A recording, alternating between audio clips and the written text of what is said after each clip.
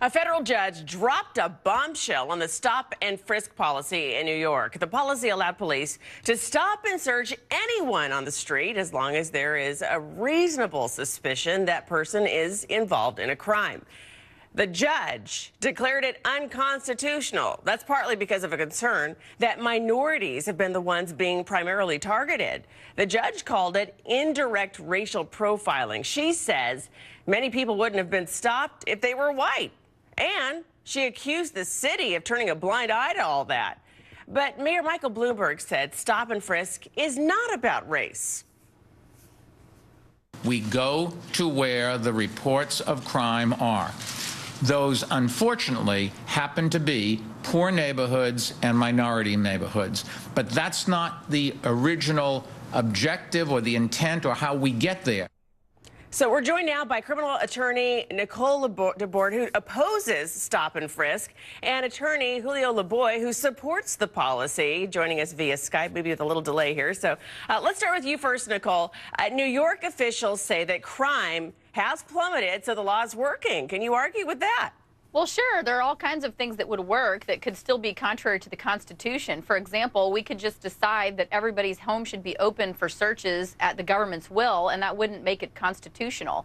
And it might prevent crime, but what is suffering is the public's right to be free from unreasonable searches and seizures. So, no, I still don't think it's a reasonable thing to do to violate the Fourth Amendment of the Constitution. Yeah, and here's a question for Julio. Opponents say that crime, that it was declining well before the policy was, even widely used, and other cities were able to cut crime even more without using the stop and frisk policy. So, I mean, how do we know that stop and frisk is really reducing crime, Julio?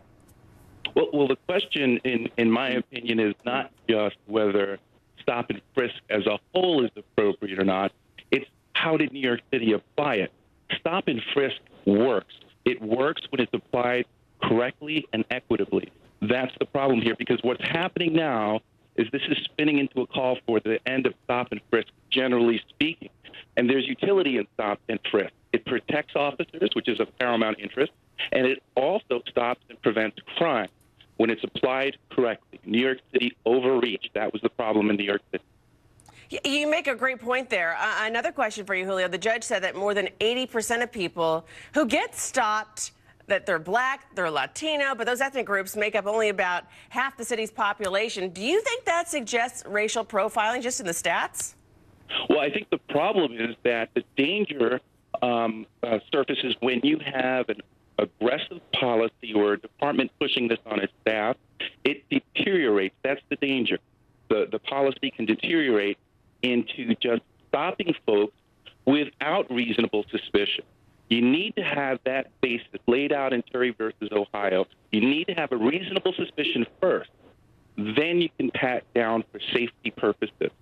The problem here is that, and I believe Judge Scheinle said this as well, is that this deteriorated into a stop and frisk of anybody without reasonable suspicion. And stats or no stats, that's just wrong. Yeah, and some would argue, that reasonable suspicion is subjective, and that's where, you can get a little funny on that sometimes. And this one, Nicole, for you, the city says the police go where the crime is, and crime is often higher in minority areas. You heard, Mayor Bloomberg there. I'm kind of paraphrasing, but do you think that adequately explains why more minorities are being affected by the stop and frisk policy? Well, no, and there can't be a stop and frisk policy that doesn't involve reasonable suspicion that a crime is afoot. That's the problem. That's what the case law says. And first of all, you can't detain a person unless you believe that there is a crime happening. And then second of all, you can't actually frisk them unless you believe that they're armed and dangerous. So I think it's a problem that people are just being randomly selected and frisked. It's a violation. And that is a problem. Any random selection would be an issue. But you can go up to someone as an officer and begin a dialogue. And if reasonable suspicion arises that they're committing a crime or about to commit a crime or armed and dangerous, then you can stop and frisk. We'll have to wait and see if there's any pushback on this one. Attorneys Nicole Laboy and Julio Laboy, thank you. Thank you as well.